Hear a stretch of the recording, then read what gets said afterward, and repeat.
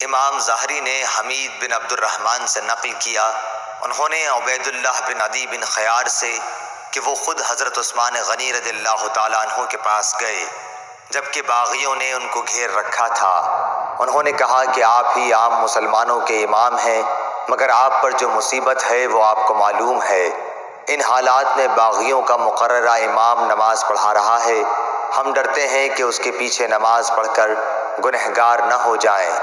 حضرت عثمان رضی اللہ تعالیٰ عنہ نے جواب دیا، نماز تو جو لوگ کام کرتے ہیں ان کاموں میں سب سے بہترین کام ہے، تو وہ جب اچھا کام کریں تم بھی ان کے ساتھ مل کر اچھا کرو، اور جب وہ برا کام کریں تو تم ان کی برائی سے الگ رہو۔